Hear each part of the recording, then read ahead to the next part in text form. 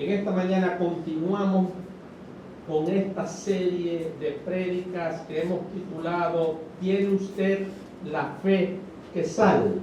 La fe es lo que nos permite ser salvos.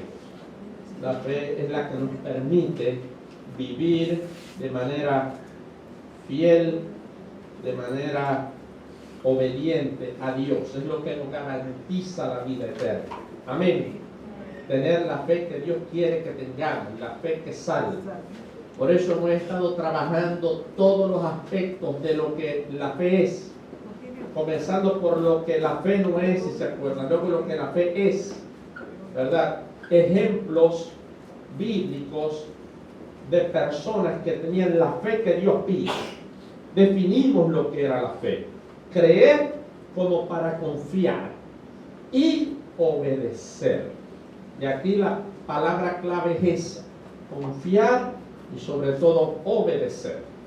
Y luego estudiamos aquellos, o hemos estado estudiando aquellos aspectos que puedan socavar, que puedan golpear, que puedan hacer que nuestra fe se debilite o desfallezca, o pueda causar que nosotros nos perdamos o perdamos el horizonte, la brújula de eso que la fe es. De creer como para confiar y obedecer. Esa es lo que hemos estado tratando. Hemos enfatizado el concepto de que hay que conocer a Dios para amarle. Hay que conocer a Dios para creer. Y si conocemos a Dios como para creer, entonces vamos a confiar, como lo hacía Abraham, ¿verdad? Y si conocemos a Dios de manera tal que creemos en Él y confiamos en Él, también vamos a poder obedecer. Amén. Y hay algunas cosas que la Biblia nos enseña que pueden socavar la fe y hacer que perdamos el concepto de fe. Hay algunas enseñanzas. Satanás se va a dedicar segundos después de que nosotros nos convertimos, de tratar o de ponerla en duda, atacando la mente, o de distorsionarla por medio de herejías, por medio de huecas sutilezas, por medio de la apostasía, de la herejía,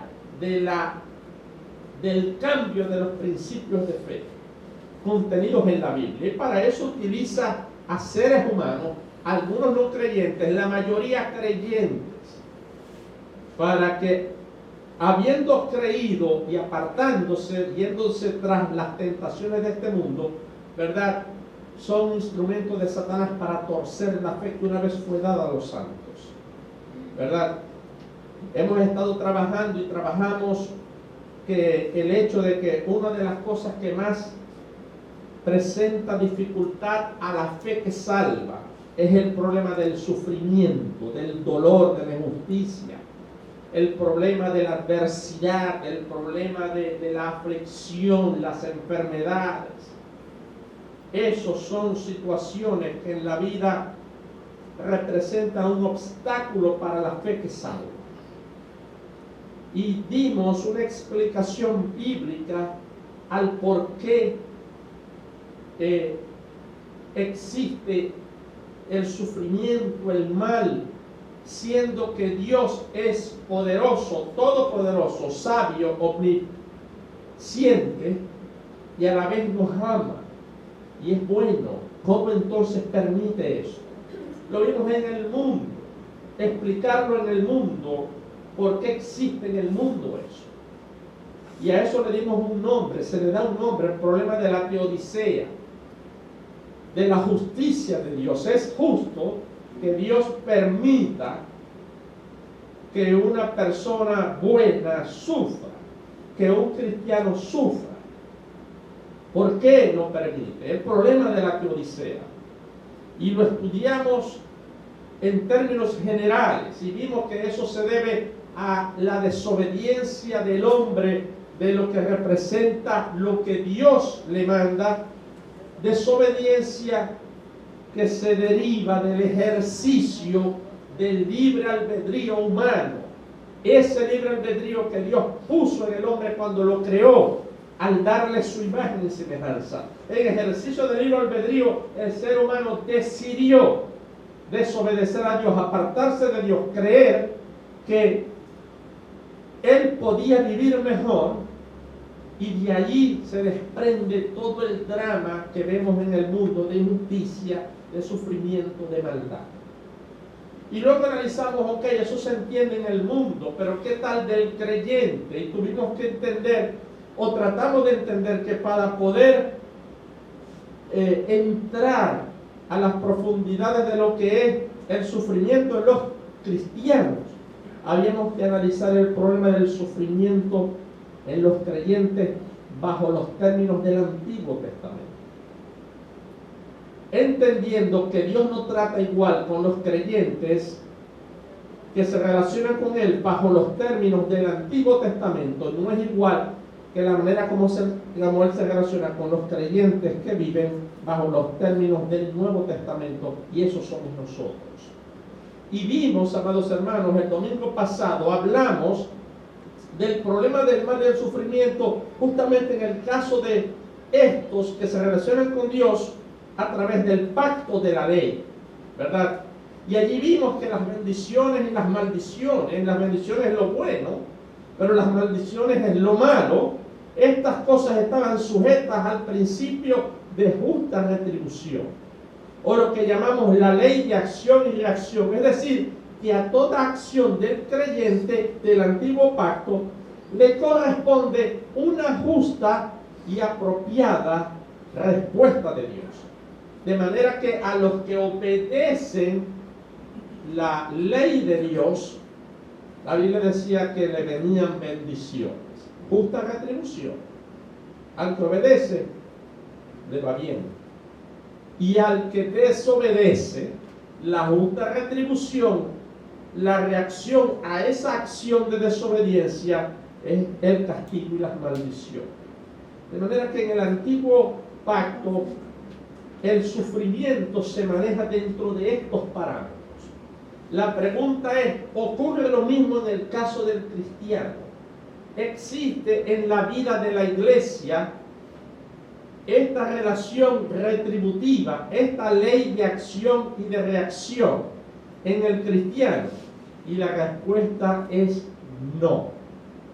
No. No existe una ley de retribución en la vida cristiana. Lo que son las bendiciones y lo que son las adversidades obedecen a otra manera de Dios tratar con aquellos que son sus hijos. Ahora es necesario saber quiénes se consideran, tener claro quiénes se consideran iglesia de Dios. Tenemos que tener claro, aunque esto parezca absurdo a estas alturas, yo quisiera en esta mañana dejar claro, antes de entrar al problema de por qué el cristiano sufre, saber quiénes son verdaderamente cristianos. Quiénes son los que, según la Biblia, pueden de manera legítima llamarse cristianos. Y la respuesta a esto, según la Biblia, es sencilla. ¿Quiénes son los cristianos verdaderos, según la Biblia? Número 1, ¿se recuerda? Todo aquel que es nacido de nuevo por la palabra de Dios y por el Espíritu de Dios. Para poder ser cristiano, el ser humano tiene que haber nacido de nuevo. Esto es supremamente importante. Nacer de nuevo por el agua, como dice el pasaje de Juan 3, es decir, por la palabra, que es simbolizado por el agua en la Biblia. El agua simboliza la palabra de Dios. Haber nacido de la palabra de Dios y haber nacido del Espíritu de Dios. El que ha hecho eso se puede considerar en una primera instancia cristiano. Por eso es que a mí me da curiosidad cuando hablo con algunas personas que se llaman a sí mismos cristianos. Lo primero que hago es que les pregunto, ¿y has nacido de nuevo? ¿Has experimentado el nuevo nacimiento? Y me dicen, ¿y qué es eso? Ya uno sabe que en términos bíblicos, ellos se pueden llamar lo que quieran. Pero si no han nacido de nuevo, no son cristianos. Y eso no es que lo diga yo. Por muy obvio que parezca, eso es lo que dice la Biblia. En Juan 3, capítulo 3, versos 3 y 5, está clarito. Palabra de Jesús, no mía. El nuevo nacimiento. Por eso, amados hermanos, para predicar, no se les olvide eso, para evangelizar, dos conceptos fundamentales. El primero y más importante, que Dios puso en el hombre su imagen y semejanza. Y que esa imagen y semejanza se desbarató, se manchó a causa del pecado, y eso es lo que Dios quiere reparar o revertir, curar. Esa imagen sucia y deshecha de Dios en el hombre. Eso es fundamental para el Evangelio. Y lo segundo, ¿cómo se lleva a cabo, se comprueba esta reparación? ¿Por medio de qué? Del nuevo nacimiento, de la palabra de Dios. Por eso es que si no hay conversión predicando la palabra, lo que hay es una aparente teatro de conversión. No hay genuina conversión. Es por la palabra, es poner la palabra. Y luego el Espíritu Santo, al que escucha la palabra, entonces es trabajo del Espíritu Santo que convencer a ese que escucha de que es un pecador, de que hay juicio para él, porque Dios es justo. Amén. El Espíritu Santo convence al pecador de pecado, de justicia y de juicio, basado en nuestra predicación.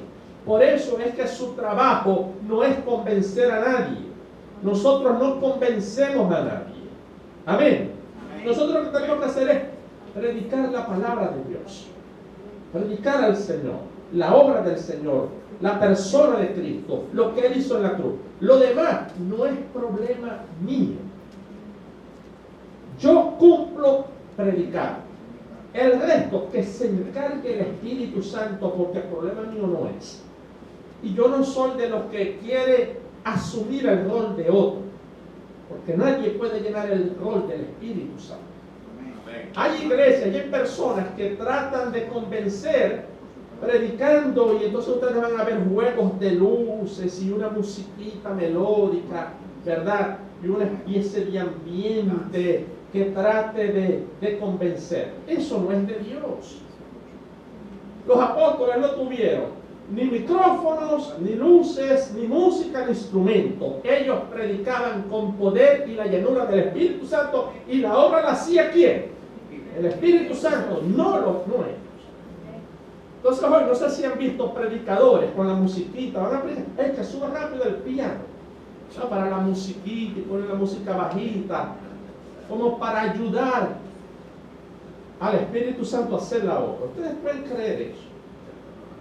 Eso es querer hacer la obra humana que solamente el Espíritu Santo hace. Hay que predicar ahorita con la comodidad del micrófono, gloria a Dios, pero aquí se habla la palabra, y si no lo convence la palabra, no me interesa convencer a nadie.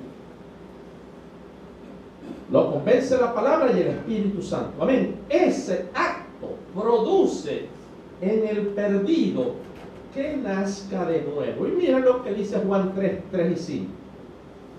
¿Por qué es necesario esto? Lo dice la palabra. De cierto te digo, el que no naciere de nuevo no puede ver el reino de Dios. Y lo reitera en el verso 5. El que no naciere del agua o de agua y del Espíritu, es decir, de la palabra y del Espíritu, no puede entrar en el reino de Dios. El cristiano es aquel que entra en el reino de Dios. porque esa es nuestra herencia, esa es la tierra prometida, la verdadera. No la Israel de aquí, que es para los de las promesas terrenales del antiguo pacto. Nosotros esperamos una mejor patria. Amén. Celestial. ¿Se recuerda que lo leí?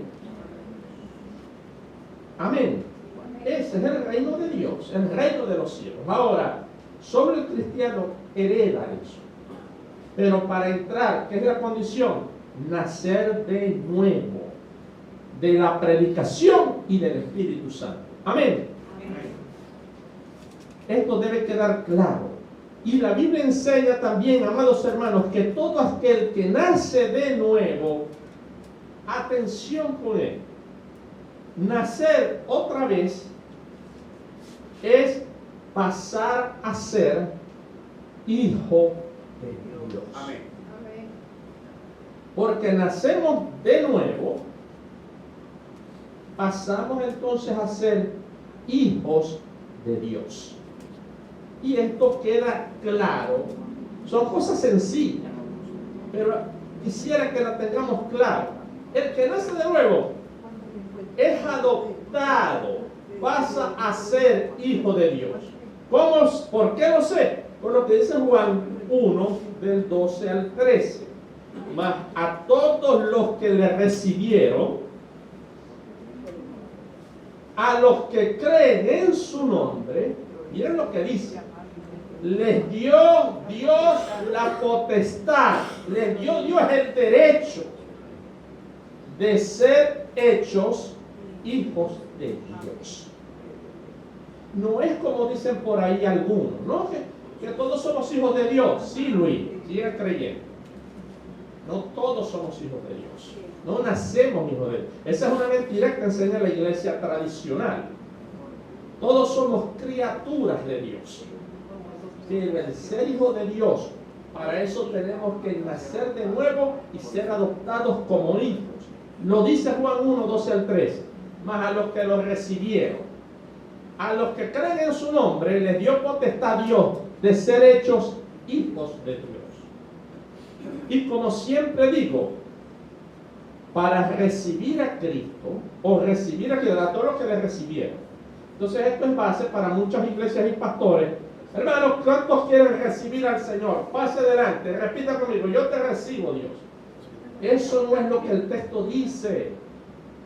No es decir, como repetir como un loro, yo te recibo como mi Señor y Salvador. No. Recibir allí significa recibir el mensaje de Cristo. Recibir a Cristo es recibir el mensaje que Él predicó. Pues, ¿cómo voy a recibir yo a Cristo? ¿A dónde está? Ahora pues, ¿lo recibo dónde? En la sala, en la oficina, en la cocina, en mi corazón. Recibir a Cristo es recibir el mensaje que Él vino a este mundo a enseñar, a manifestar. ¿Y cuál fue ese mensaje? Convertíos y arrepentidos. Amén. Recibir a Cristo allí, a los que le recibieron, son aquellos que confiesan, Señor, yo reconozco que he pecado contra ti y me arrepiento. Arrepentimiento de pecado. Ahora te pido que me perdones porque me duele, me siento terrible, te ofendí, y de eso hay que ser consciente. Eso es recibir a Cristo, recibir lo que Él enseñó. Y eso trae como consecuencia ¿qué? El nuevo nacimiento y la adopción como hijos. Amén. Amén. Eso no debemos olvidarlo, hermanos. Y luego decirle, Señor, una vez que tú me has perdonado, que me has arrepentido, te has pedido perdón y tú me has limpiado, ahora sí te pido que seas mi Señor. Ahora, decirle que sea Él el Señor implica que Él sea el que manda en tu vida, que no se hace más nunca tu voluntad, sino la de tu Señor. Amén. Amén. De manera, están viendo que no es sencillo, no te recibo. Por eso es que la gente va a hacer recibo y vuelve a la casa y sigue odiando, sigue teniendo resentimiento, sigue, ¿verdad?, mintiendo, sigue bebiendo, sigue haciendo desastre. ¿Por qué? Porque a menos de que el hombre se arrepienta, reconozca que ofendió a Dios, le duele en el corazón de verdad y le diga, perdóname y entra ahora en mi vida, ahí sí, ahí hay conversión. Amén. Y entonces nace de nuevo y pasa a ser hijo de Dios. Amén. Y ese término, hermanos, es más que un mero título. No es como mucha gente proclama por allí. No, yo soy hijo de Dios, hijo de Dios. Para nada. Digan eso, somos criaturas, pero hijos, hay que nacer de nuevo. ¿Has nacido de nuevo? No. ¿Y cómo se hace eso? Recibiendo el mensaje de Cristo. ¿Y cuál es ese?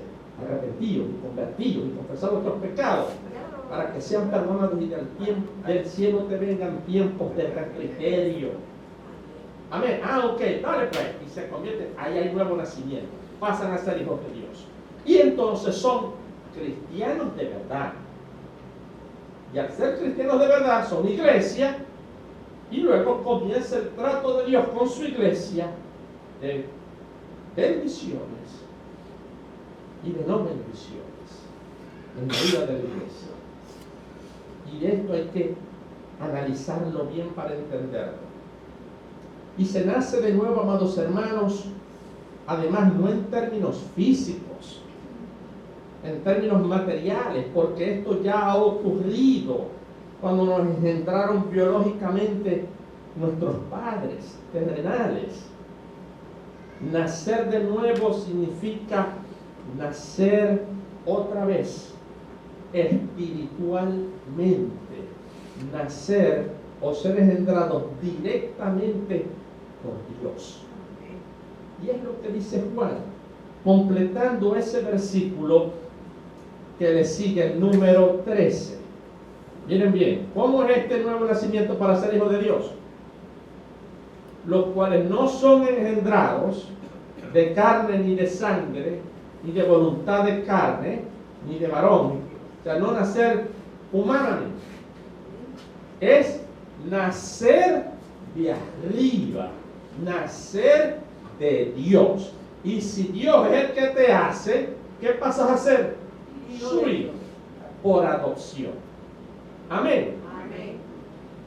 Esto, hermano, es supremamente importante tenerlo en cuenta. Y otra cosa más. Eso de ser hecho hijo de Dios implica ser adoptados como hijos. Atención, Él pasa a ser nuestro Padre y nosotros pasamos a ser sus hijos. Se establece una relación de paternidad entre el Creador y yo. Y ojo pelado con esto. De esto vamos a estar hablando. Hoy voy a hablar un poquito, pero es un tema que vamos a estar desarrollando. Esto de la paternidad espiritual, que hoy en día ha sido distorsionada por un maestro del engaño, como lo vamos a ver. De eso vamos a estar hablando y predicando el hermano Raúl Zuleta y yo más adelante. Al ser adoptados, ¿quién es nuestro papá? Dios. Lo dice la palabra. Y eso es por adopción.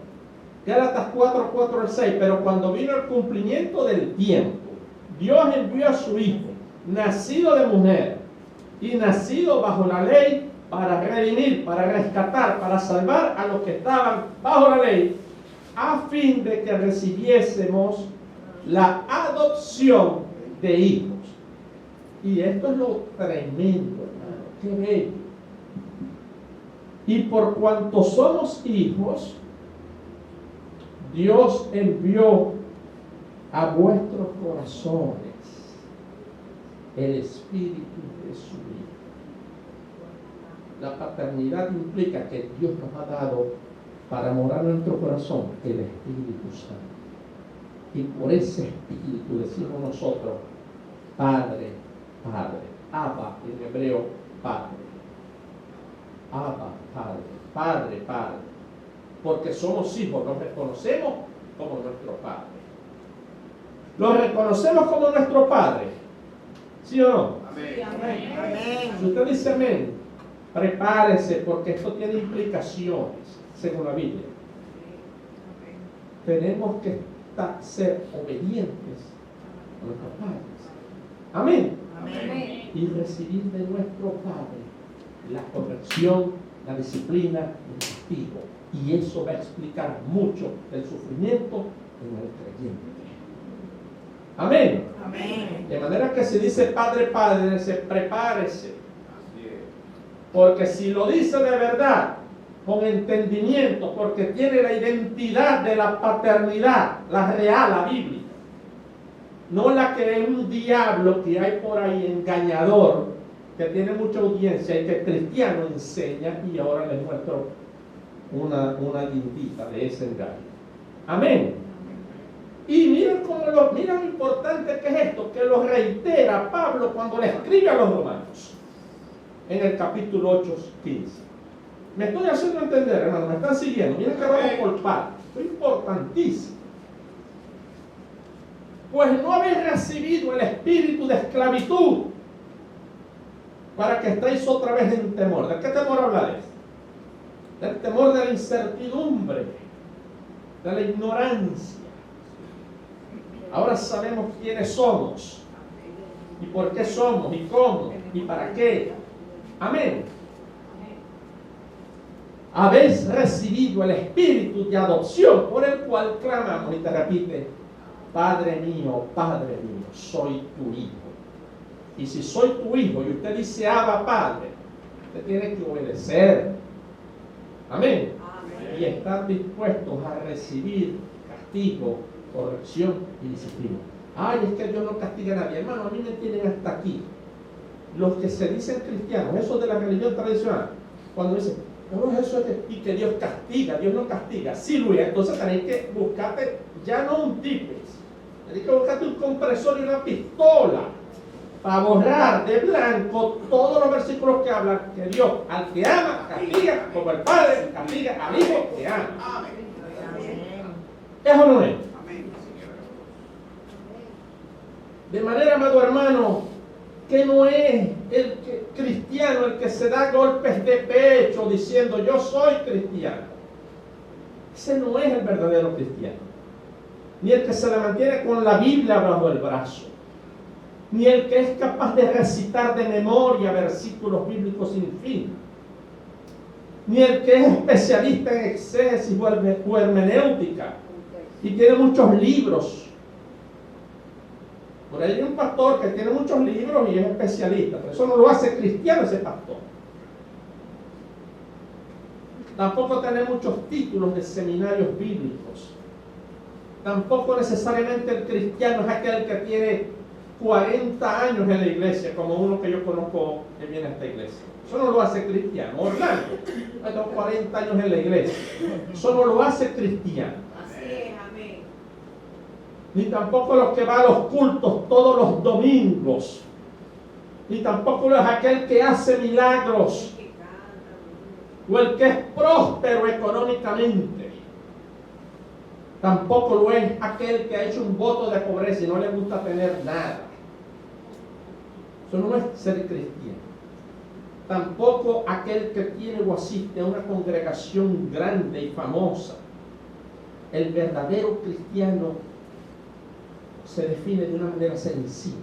Cristiano es aquel que ha nacido de nuevo y ha recibido la adopción como hijos, y por lo tanto el Espíritu Santo le dice: Padre, Padre, yo soy tu hijo y estoy dispuesto a someterme a ti plenamente. Amén. Amén. Pero no solo eso. Ya prediqué, nací de nuevo, ¿verdad? Soy hijo de Dios, tengo el Espíritu Santo, y luego la salvación no se pierde. Sí, Luis, sigue creyendo en esa mentira. Eso es una condición de ser cristiano. Pero la otra, hermano, es que se persevere firme en la fe y en la sana doctrina hasta el fin de tu vida o hasta el fin de esta dispensación que termina cuando Cristo venga. Amén. Ah, que está loco. Vamos a ver si estoy loco. Sencillo. Ese es el que habla por Biblia. Y Biblia bien interpretada, no citada como perico. Yo no hago eso, procuro no hacerlo. Yo por la Biblia hablo como debe ser y se interpreta a la luz de la Biblia, no de la lógica humana. Porque ese es el truco utilizado por Satanás. El Satanás le recitó la Biblia a Jesús en la tercera tentación. ¿Te acuerdas, hermano? Escrito está: tírate, porque a sus ángeles enviará para que tu pie no tropiece con piedra alguna. No le estaba citando la Biblia a Satanás, pero la estaba interpretando mal. Que no se deje llevar porque cita Biblia, que la interprete como el Espíritu Santo lo ha dispuesto, como estuvo en el corazón de Dios cuando las reveló a los profetas y a los apóstoles. Amén. Amén. Es una cosa un poquito complicada después de todo, ¿no? Hay que nacer de nuevo, ser hijo de Dios, pero luego hay que perseverar firme en la fe, en la sana doctrina, hasta el fin, aunque te cueste la vida. Amén. Y eso lo enseñan los siguientes versículos, amados hermanos. Rapidito, Hebreos 3, 12 al 14. Vamos a decir, la salvación no se pierde. Vamos a decir, después que naces de nuevo ya está ahí listo, ya, tranquilazo. Sirve. Mirad, hermanos, que no haya en ninguno, aquí le está hablando, mundanos o hermanos. Explíquenme, enséñenme por favor. Los cristianos o mundanos. Los hebreos eran mundanos. Es cristiano, ¿verdad? A los cristianos. Mirad, hermanos, que no haya en ninguno de vosotros corazón malo de incredulidad, para apartarse del Dios vivo. Si se apartó, ¿quién se aparta? ¿El que está? No es que no está. Antes, exhortados los unos a los otros cada día, entre tanto que se dice hoy, cada día.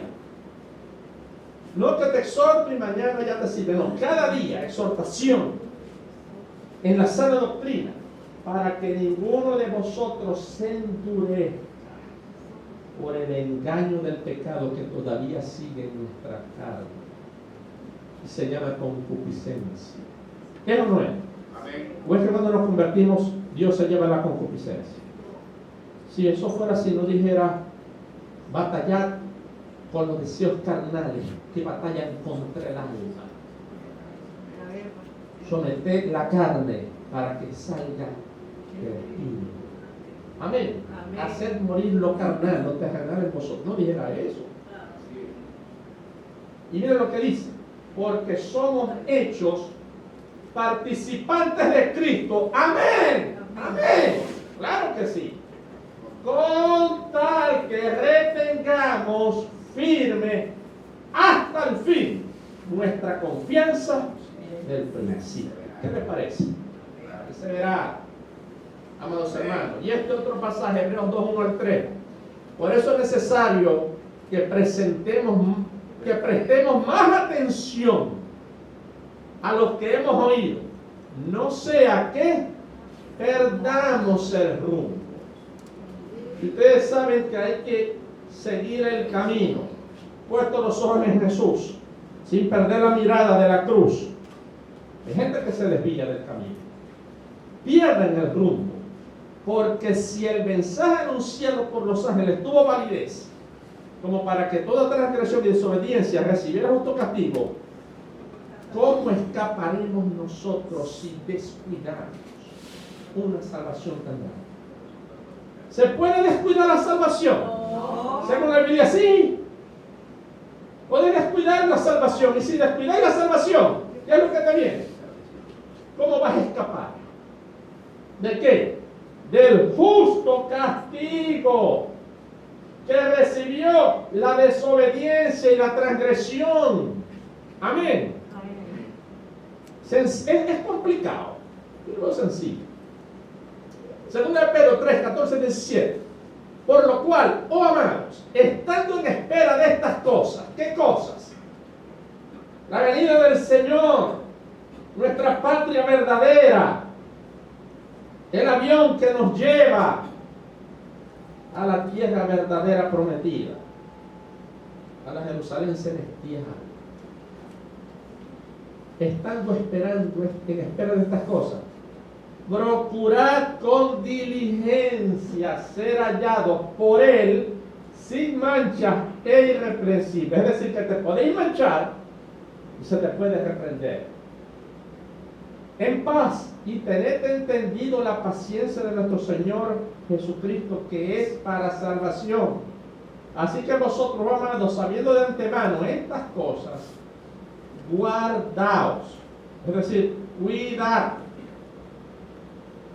sabiendo, no sea que arrastrados por el error de los inicuos, de los malvados, de los perversos, de los materialistas, de los falsos maestros, de los falsos profetas, de los apóstoles del diablo, estos que han salido de nuevo.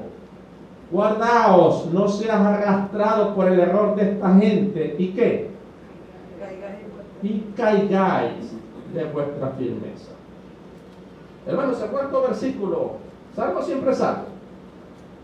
Bueno, y estos son apenas la mitad. Me lo pongo a poner aquí 2 domingos. Nos salimos a la serie. ¿Y saben por qué? A Timoteo Pablo le da esta advertencia porque ya algunos se han extraviado en pos de Satanás. ¿Y a quiénes son los que se extravían en pos de Satanás? Los mundanos se extravían en pos de Satanás. Si Satanás es el fe, los que fueron y recibieron la verdad en un momento dado, se fueron en pos de Satanás. Y a menos que se aparten y se vuelvan en pos de Cristo, al infierno se van. Amén. Filipenses 2:12, para terminar.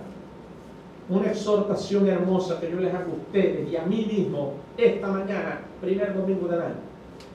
Por lo tanto, amados niños, ocupaos, preocúpense, hagan diligencia, tomen los recaudos para cuidar vuestra salvación con temor y temor. Amén. Si la descuida y la toman así a la ligera, no, un pecadito aquí, una mentirita allá, un robito aquí, una deshonestidad por allá, un diezmito que nadie se da cuenta para acá, para el infierno vamos allá. Eso no es difícil esto, hay que ser un genio para entender esto. Sencillo, hermano, es interpretado sencillo. Amén. Ahora bien, esto se nos dice lo que son el verdadero creyente. Sabemos quién es el verdadero creyente, ¿no? Nace de nuevo, adoptado hijo de Dios, pero que se mantiene firme en la fe y en la sana doctrina hasta el fin y no cae, y cuide con celo su salvación y cuida por no caer en la tentación y irse en pos del mundo o de Satanás. Amén. Ya sabemos. Ahora lo importante es esto, hermano, porque esto suena bonito. ¿Cómo reconocemos a los cristianos verdaderos? Eso me interesa a mí como pastor. Yo tengo que velar por sus almas y voy a dar cuenta a mi Padre si es que me mantengo fiel hasta el fin, ¿no? Si no digo, yo tengo una iglesia, una santa, ya eso me basta, o hago milagros, sirve. Yo tengo que dar ejemplo para estar firme yo. Ahora, ¿cómo reconozco yo a los falsos cristianos? Dígame si se nos meten aquí uno, ¿verdad? Un poco de levadura leuda toda la masa. ¿Será que la Biblia nos dejó a expensas de la suerte? ¿O venderán por ahí un salvímetro? Cada uno que entre, ahí el que lo recibe el salvímetro. ¡Ay, no! Falso cristiano. ¿Será así? ¿O nos habrá dejado Dios criterios claros para identificar a los verdaderos cristianos? Claro que nos dejó criterios claros. ¿Cuáles son? Este versículo, hermano, que es una joya. Esta es una joya de la literatura mundial. Mateo 7, 16 al 19. Sencillo. ¿Cómo los reconocemos? Por sus frutos los reconocemos. ¿Acaso se van a recoger uvas de los espinos o higos de los abrojos? O el maracucho. ¿Va a dar mango la mata de patilla? Así, todo buen árbol da buenos frutos. Todo buen cristiano, todo cristiano verdadero, da frutos de cristiano verdadero. Y todo árbol malo, cada cristiano falso, va a dar fruto malo. todo árbol que no da fruto, todo cristiano que no es verdadero, ¿qué le pasa? Es cortado y echado al fuego. ¿Qué fuego creen ustedes que es ese? El lago de fuego. La Biblia es clara, hermano. Así que, por su fruto los conoceréis. Excelente, suena bonito. ¿Qué frutos son estos? Va a haber fruto de árbol malo, que es malo. Y va a haber fruto de árbol bueno, que es bueno. ¿Les interesaría que conociéramos esto? ¿Para estar pendientes? Amén. Gloria a Dios. Vamos a hacer. El fruto del árbol malo, de aquel que falsamente se hace llamar cristiano, son los siguientes, en Efesios 4:31. Amargura, que se la mantiene amargado todo el tiempo. Conozco unos cuantos en él. Y se dicen cristianos. Enojo, ira. Se puede irar de vez en cuando, pero no pequeña. Pero es que hay gente que se la mantiene irada todo el tiempo. Gritería. Lo gritó. No te estoy mirando así. Por casualidad te miro. Mira si vos tenés una voz angelical. Si la usáis para gritar sería horrible. Amargura. ¿Cuántos son amargados aquí? Gloria a Dios. Enojo, ira, gritería, insultos. O sea, la mantienen insultando a la gente. No a la manera de los mundanos, a la manera de los cristianos, que son los peores de todos los insultos. Con la Biblia, te caen a Biblia, son insultantes. Y toda clase de maldad. Ahí tenemos frutos malos. ¿Serán estos los únicos? ¿Qué dice Gálatas 5, 19, 21? Y voy a leer de una extraordinaria versión. Los que no son fieles en el matrimonio, ahí tenés un falso cristiano que los hay, que tienen relaciones sexuales prohibidas, tienen vicios, cañita, fumadita, mentirita, malos pensamientos, adoran a dioses falsos, tienen imágenes o cadenitas o foticos en la carterita y le piden a eso. Practican la brujería, odian a los demás, se pelean unos con otros, son celosos o celosas y se enojan por todo. Son egoístas. Lo mío es mío y lo que no es mío también. ¿Verdad? Y que se les dé con un martillo de aire, pasan a ser dadivosos. Discuten y causan divisiones. Son envidiosos. Se emborrachan. En sus fiestas hacen locuras y muchas otras cosas malas. Aquí tenemos los frutos. Por sus frutos los conoceréis. Yo conozco cristianos que tienen por lo menos uno de estas cosas. No son cristianos. Y yo voy a poner esto ahora en la pared toda la mañana. Porque yo me quiero ir con el Señor. Y el Señor nos ha establecido. El Señor es amor. Pero también es fuego consumidor. Esta es la versión, gracias hermano Raúl, esta es la versión en lenguaje actual. Es una paráfrasis, pero la paráfrasis está buena hasta estos términos. Y estos frutos, hermanos, la Biblia también lo llama lo terrenal en nosotros, en los seres humanos, para diferenciarlo de lo espiritual, de lo celestial. Y lo terrenal en el cristiano debe ser erradicado de la vida si quiere dar buen fruto. Amén. Y ser cristiano. ¿Y qué son las cosas que se deben erradicar? La Biblia te lo dice clarito, Colosenses 3 y 5. Hacer morir pues lo terrenal en vosotros. ¿Qué cosas hay que hacer morir? Fornicación, estar con mujeres o mirando mujeres. El que es casado y mira mujeres, ya fornicó y adulteró con ella en su corazón. Punto y va. O nos sacamos los ojos, o sencillo, con cerrado tenéis. Mira por otro lado, ya está. Sencillo. impurezas, es decir, prácticas indecentes, pasiones desordenadas, el desorden, las pasiones desordenadas, malos deseos, y esto, hermanito, avaricia, que para Dios es igual a idolatría. Amén. Y esto último, este fruto malo, la avaricia, el amor al dinero y a las posesiones materiales, parece ser la marca distintiva y emblemática de los árboles malos de hoy.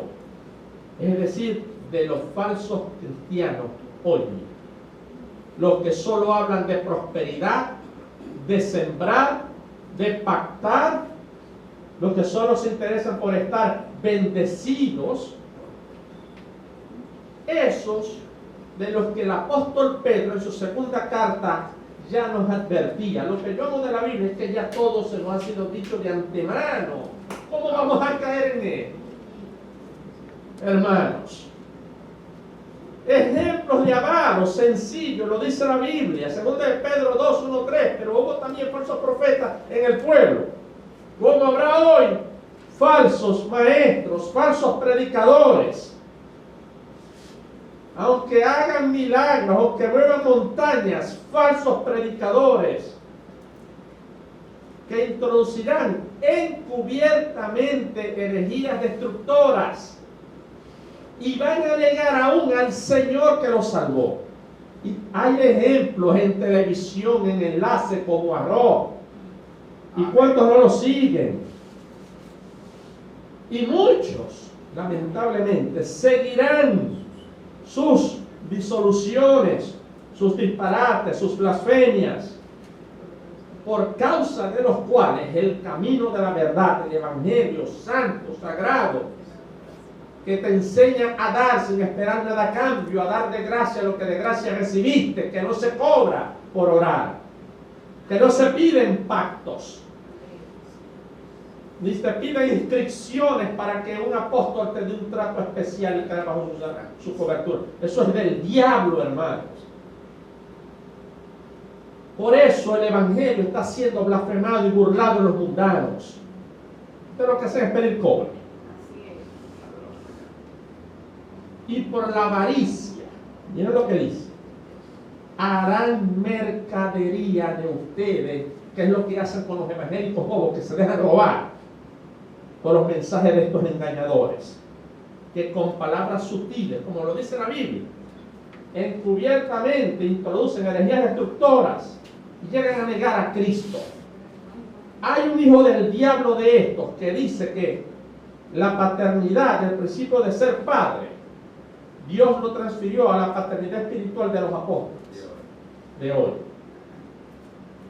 Entonces, cuando tú dices que honras a padre y madre, no es al padre creador, sino al padre espiritual. Le cambiaron el nombre de pastor a padre espiritual. Y tenéis que adorarlo. Suplanta el papel del Espíritu Santo estos hijos de Satanás. Miren lo que dice. Y por avaricia harán mercadería del Evangelio. Harán mercadería de los hombres con palabras fingidas. ¿Me están prestando atención? Y ya el apóstol Pablo hacía alusión a ellos, ya desde esa época. Esto no es nuevo. Segunda de Corintios 2:17, y voy a leer de la Biblia de las Américas. Pues nosotros no somos como muchos. La Reina Valera dice que medran. La traducción mejor es que comercian con la palabra de Dios. Cash Luna, Maldonado, Ronnie Chávez y su combo de ladrones. Y así lo digo, y espero que eso salga en la internet y lo escuchen. Y el mismo Pablo se refería en estos términos: hombres corruptos de entendimiento y privados de la verdad, que toman la piedad, es decir, que toman la fe cristiana como fuente de ganancia, como negocio, como inversión, como lucro, hermanos. Y la orden que te da Pablo a Timoteo: Timoteo, apártate de ellos, apártate de los tales. Y esto es lo que vemos hoy día, amados hermanos, como nunca antes, y de la forma más descarada que se ha visto. Por ejemplo, en el caso de este Guillermo Maldonado y su doctrina diabólica de la paternidad espiritual y la cobertura apostólica.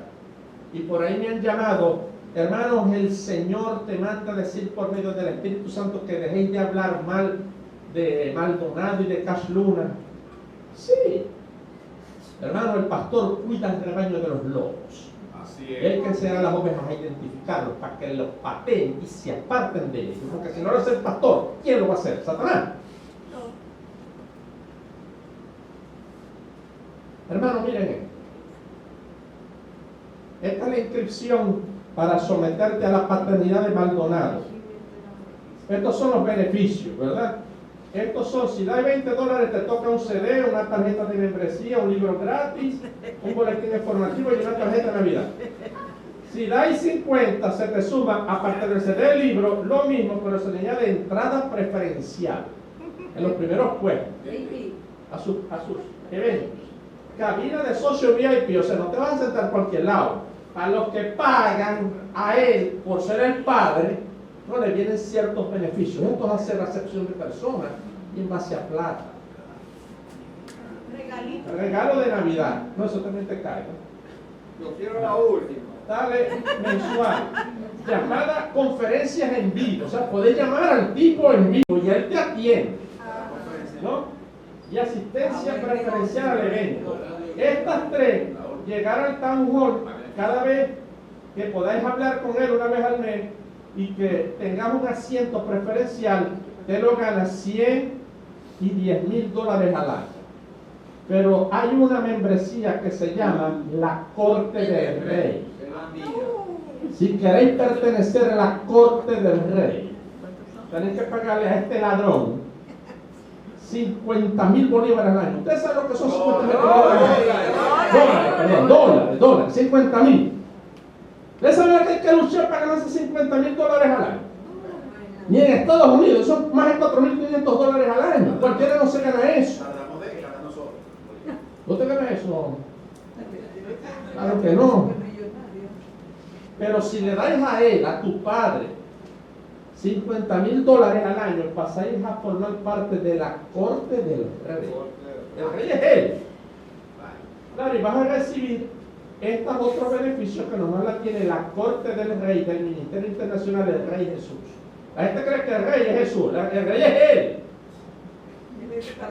Eventos, conocer y saludar. O sea, vas a poder conocer y saludarlo. El Papa que te lo da de gratis. Eventos especiales con el apóstol Guillermo Maldonado. O sea, no cualquiera. Tarjeta de cumpleaños personalizada. Servicio de consejería y reunión anual privada. La reuniste con tu papá. Papi. Y poder tener la cobertura de Guillermo Maldonado. Ustedes entender. Según lo que él dicta en su famoso libro, Necesito un padre, es el clamor de millones de hombres y mujeres alrededor de la tierra. Claro, el papá es él, Guillermo Maldonado. ¿Qué le parece eso? De esto vamos a estar hablando, con pelos y señales, desenmascarando a este apóstata, y que me demande si quiere. Vamos a estar hablando el hermano Raúl Zuleta y este servidor en unas próximas prédias. Por cierto, ese trabajo de investigación lo hizo el hermano Raúl Zuleta, que no descansa el hombre, muchachos. Eso uno lo llama para desearle feliz Navidad. Y mira, estoy aquí leyendo este libro. Feliz año, feliz año. No, yo lo primero. Hermano, estoy analizando esto. Es una bendición, es un regalo de Dios para la vida de su iglesia. Ahora, hermano, para evitar estas manipulaciones diabólicas, Pablo añade en esa carta que le escribe a Timoteo, en el capítulo 6, lo siguiente. 1 Timoteo 6 al 11. Por supuesto, versión en lenguaje actual. Me encanta esto, es claro. Por supuesto, la religión cristiana hace que nuestra vida sea mucho mejor. ¿Para quiénes el cristianismo ha hecho que su vida sea mucho mejor? Amén. Claro, pero si estáis pensando en la avaricia, nunca vas a tener lo suficiente. ¿Entendéis? Nunca vas a tener lo suficiente. Es mucho mejor solo cuando uno está contento con lo que tiene. Porque si soy cristiano y no estáis contentos con lo que tenéis, naturalmente no siendo un vago, ¿verdad? No siendo un perezoso, levantándote todos los días a las 6 como lo hace mucha gente y trabajando hasta las 6, ¿verdad? Eso es otra cosa, ¿verdad? Y con ese producto de tu trabajo, buscando siempre lo mejor, amén, ¿verdad? La vida cristiana va a ser una bendición cuando estáis contentos con lo que tenemos. Unos más, unos menos. Los que tienen más, mayor cuenta se les va a pedir, porque a quien más se le da, más le va a ser demandado. ¿Sabían eso? Porque cuando nacimos, no trajimos nada a este mundo. Y cuando muramos, nada nos vamos a llevar de este mundo. De manera que puedes trabajar y guardar todos los millones y posesiones y apartamentos y yates. Pero cuando te muráis, Maldonado no se puede llevar eso. Así que teniendo sustento, hermano, tenéis que comer, tenéis que vestirte, tenéis tu casita y cómo pagar tus cuentas, estemos contentos con eso, procurando con nuestro trabajo bendición para bendecir a otros. ¿Entendemos? Pero los que solo piensan en ser ricos, yo conozco cristianos, y Orlando también, pero los que piensan en ese ser más billete. Porque los que solo piensan en ser ricos caen en las trampas de Satanás. Es una trampa del diablo. Son tentados a hacer cosas tontas, boberas que los dejan arruinados y perjudiciales y terminan por destruirlo totalmente. La avaricia, que es idolatría, Dios la castiga tremendamente. Amén. Porque todos los males comienzan cuando solo se piensa en el dinero. Y por el deseo de amontonarlo, muchos se olvidan de obedecer a Dios. No vienen a los cultos porque con la excusa de que hay que trabajar, aman dinero, nunca tienen suficiente, nunca les alcanza. Por el afán de amontonar, fíjense que no es de tenerlo, de amontonarlo, de tener más. Y no es que sea malo, hermano, pero no por la sed de mantener. Hágalo y bendiga. Muchos se olvidan de obedecer a Dios y acaban por tener muchos problemas y sufrimiento. ¿Cuál es el problema del sufrimiento en los falsos cristianos? El amor al dinero. Sencillo, tenemos un problema aquí. Pero miren esta admonición final. Mas tú, oh hombre de Dios, huye de estas cosas y sigue la justicia, la piedad, la fe, el amor, la paciencia y la mansedumbre. Amén. Estos son algunos de los frutos malos que da el árbol malo, y por esos frutos conocemos que son falsos cristianos, aunque vayan para la iglesia todos los domingos, aunque tengan Biblia y se sepan la Biblia, o sea, etcétera. Porque por los frutos los conoceréis, y aquí hay algunos. Amén. Anotaron estos versículos para que hagan una lista en su casa. Ahora, ¿cómo conocemos los buenos frutos? Para así conocer a los buenos árboles, es decir, a los cristianos verdaderos. ¿Usted cree que la Biblia, que Dios es bobo? Dios nos los ha hecho saber, amados hermanos, clarito, los frutos buenos de los árboles buenos. Gálatas 5, 22 al 26. Es lo que dice, lo que llama como fruto bueno, el fruto, uno solo del Espíritu. Y el fruto del Espíritu nos hace dar los siguientes frutos. ¿Cuáles son? Amar a los demás. Estar siempre alegre. no amargura o a un enojo continuo. Entonces, si tenéis lo que tenéis tu familia, tenéis salud, nada te está atormentando, ¿verdad? Porque el que está atormentado, el que está enfermo, el que está con un cáncer, bueno, sí está gozoso y alegre, pero vaya, es tremendo. Amas a los demás, por lo menos, está siempre alegre, vive en paz con todos. Estos son los frutos. Yo conozco cristianos que no viven bien ni con ellos mismos, porque se van para el espejo y empiezan a ofenderse y a pelear con su propia reflejo. El fruto nos hace ser pacientes. Ver, atención a eso. Amables, tratar bien a los demás, tener confianza en Dios, nos hace ser humildes y saber controlar nuestro temperamento. Los que somos de Cristo, es decir, los que somos hijos de Dios, los que son verdaderos cristianos, ya hemos hecho morir en la cruz estas cosas y además nuestro egoísmo y nuestros malos deseos.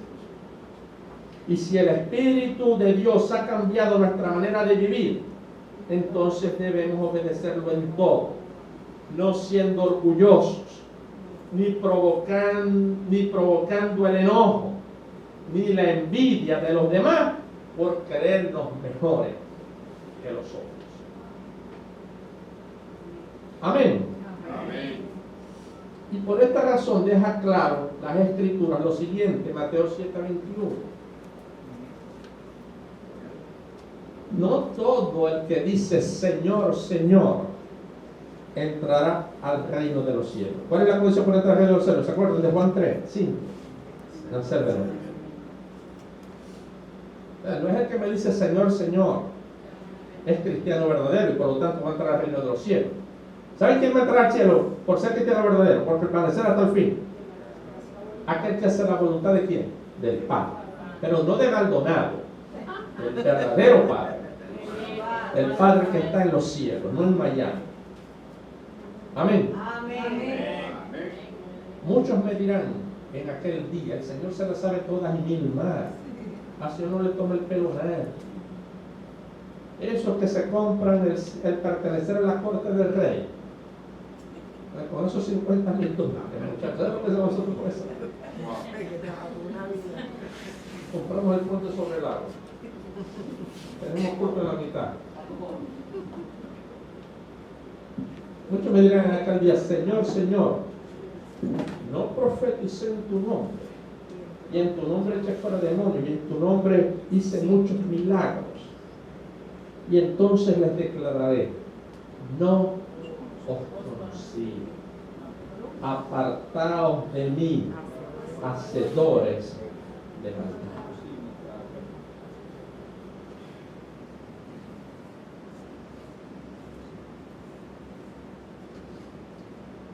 Ya llevamos más de una hora, ¿verdad? No la tengo. El verdadero cristiano, amados hermanos, en conclusión, es aquel que vive verdaderamente en lo sobrenatural. No en el librito de este engañador Maldonado, viviendo lo sobrenatural, haciendo milagros y prodigios y decretando que se haga y declarando que soy hijo del rey. No. El que es cristiano de verdad, vive de verdad en lo sobrenatural. ¿Y saben qué es vivir en lo sobrenatural? No la fantasía de ese engañador. Vivir en lo sobrenatural, amados hermanos, es vivir una vida de obediencia a Dios. Porque en este mundo nadie lo puede hacer sino el Hijo de Dios, que tiene el Espíritu de Dios. Vivir sobrenaturalmente, vivir en lo sobrenatural es obediencia, tener una vida de obediencia, una vida de compromiso, de entrega a Dios y de santidad. Es decir, es vivir como Cristo vivió, diferente. Es vivir como los apóstoles vivieron e hicieron. Eso sí es sobrenatural. Eso sí es fuera de este mundo. Amén. Si estas cosas no se hacen evidentes a los ojos de todas las personas en la vida de un cristiano, entonces esa persona es un falso cristiano. Uno que no es ni frío ni caliente. Un cristiano tibio. Y como sabemos, ¿saben una cosa? Dios le dedica a los tibios un pasaje especial en la Biblia. En Apocalipsis 3, 15 al 18.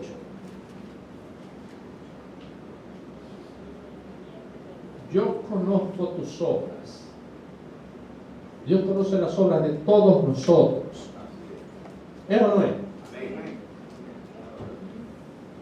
Obel, yo conozco tus obras. Hermano, yo conozco tus obras. En el caso de los falsos, Dios conoce sus obras, que no son ni frío ni caliente.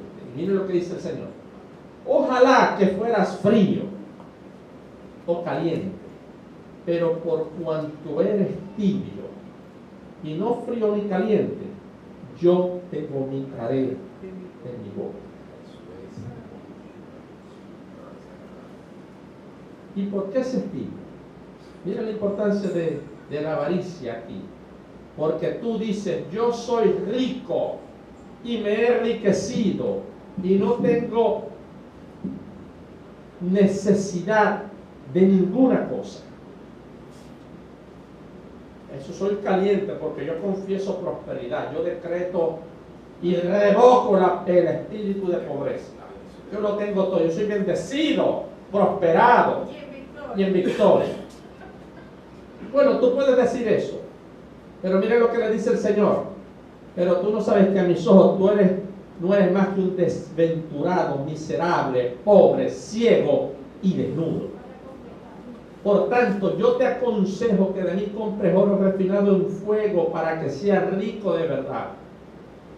Y compres vestiduras blancas de santidad para vestirte. Y no se descubra la vergüenza de tu desnudez. Y por cierto que te unja los ojos con colirio para que veas. Amados hermanos, parece un detalle superfluo o innecesario hablar en una iglesia de lo que un cristiano es y lo que un cristiano no es. Me refiero a un culto. Esto uno esperaría que se tratase más bien en una clase de escuela dominical, en una clase de discipulado de bautismo, como en efecto lo hacemos. Sin embargo, hermano, esto hay que hablarlo. Estas cosas, estos principios son algo que a veces por sabidos se callan y por callados se olvidan. Y por haberse olvidado a la iglesia de esto que es tan básico, muchos creyentes están siendo confundidos y apartados de la fe que salva. Amados hermanos, muchos creyentes hoy día están apartando su oído de la verdad para volverse a las fábulas, cumpliéndose hoy más que nunca otra señal dicha por Pablo a Timoteo en su segunda carta, porque vendrán tiempos, los tiempos de enlace, de TVN, de las iglesias apostólicas y proféticas, de los mesiánicos, cuando los cristianos no sufrirán la sana doctrina, sino que teniendo comezón de oír lo nuevo, el vino nuevo, la nueva predicación, el nuevo mover del Espíritu, queriendo oír novedades, amados hermanos, porque tienen comezón de oír, amontonarán alrededor de sí maestros, conforme a sus propios intereses, concupiscencias, y apartarán su oído de la verdad para volverse a las fábulas, a los cuentos, a las mentiras. Hoy se predican cosas que pertenecen más a la lógica humana que a las enseñanzas bíblicas, hermanos.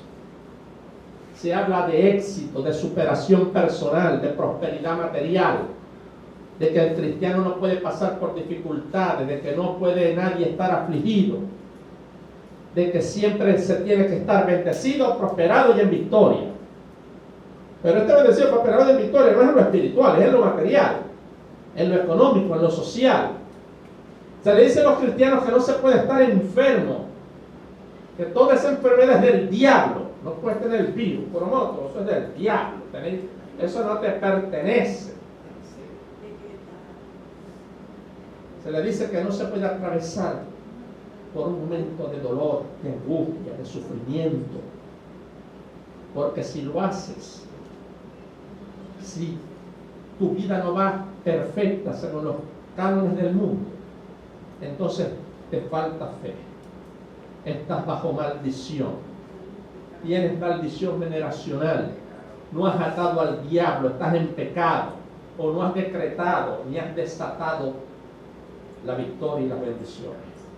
Esto no es bíblico. Esto es netamente humano. Sabiduría humana, sabiduría diabólica. Esto no es lo que la Biblia enseña acerca del mal y del sufrimiento en la vida de los hijos de Dios.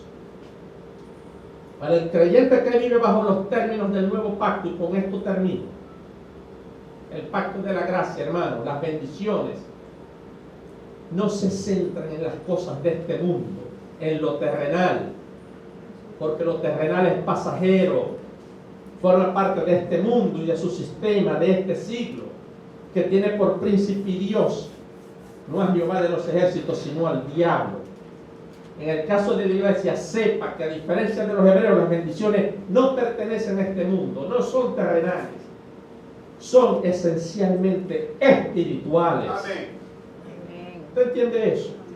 Son del espíritu, de lo de adentro, porque lo espiritual no se pudre, no pasa, lo espiritual permanece, no cambia. Pertenece a lo celestial, allá donde está lo eterno, lo inmutable. Es por ello que el Señor Jesucristo le dice a los creyentes estas dos pasajes. Si fuera así, Jesús no hubiera dicho esto, amados hermanos: no os hagáis tesoros en la tierra, donde la polilla y el orín corrompen y donde los ladrones minan y hurtan. Haceos tesoros en los cielos, donde no hay polilla ni orín que corrompa, y donde los ladrones no minan y no hurtan. Los tesoros se hacen aquí en la tierra. ¿Son las promesas terrenales que se cumplen en Israel las mismas que se cumplen en la iglesia? No. De ellos son promesas terrenales, las de nosotros son celestiales. Ellos van a Jerusalén, a Israel terrenal. ¿Nosotros dónde vamos? A la celestial, al cielo. Por eso no nos hagamos tesoros en este mundo. Hacemos tesoros en el cielo. ¿Saben por qué? Porque donde está vuestro tesoro, hermanos, está vuestro corazón. Y te preocupáis por hacer tesoros en la tierra. ¿Dónde está tu corazón? En la tierra, en lo cerebral. Si procuráis los tesoros celestiales, ¿dónde está tu corazón? En lo celestial, donde está el Señor. Amén. Y concluyo con esto, Colosenses 3, 1 al 4. Vamos a leer esto con cuidado, amados hermanos. Colosenses 3, 1 al 4. Si pues habéis resucitado con Cristo, buscad las cosas de arriba, donde está Cristo sentado a la derecha de Dios. Poned la mirada en las cosas de arriba, no en las de la tierra, no en las cortes de reyes terrenales, diosesitos autoproclamados en el nombre de Jesús. Poner la mirada en el cielo, en las cosas de arriba, no en las de la tierra. ¿Saben por qué? Porque habéis muerto con Cristo y habéis muerto al mundo, y vuestra vida está escondida con Cristo en Dios. Y si hacéis esto, sois hijos de Dios, sois verdaderos cristianos. Entonces, cuando Cristo, que es la vida de todos nosotros, se manifieste, vosotros también seréis manifestados con Él en gloria. Amén. Amén. Voy a mostrar, para dejarlos interesados, las razones del sufrimiento en la vida del cristiano y por qué Dios lo permite y a veces lo manda, lo ordena en la vida nuestra, y lo voy a demostrar por la Biblia. En la vida del cristiano, la adversidad, el sufrimiento, la enfermedad, el dolor, la injusticia, Dios la permite para corregirnos por medio del castigo y la disciplina, para probarnos, no porque Él no lo sepa, ay, te voy a probar para ver si de verdad me ames o no, para eso. No es omnisciente, no conocía Dios el corazón de Abraham. ¿Y qué fue lo que le dijo Abraham? Ahora conozco que me temes. Ahora, ¿será que Dios no conocía entonces? Tuvo un lapsus mentis, tuvo un lapsus troconis. Hermano, lo hizo para demostrarle a Abraham y a nosotros cómo se debe amar a Dios de verdad, cuál es la verdadera fe que salva, confianza y obediencia absoluta a Él,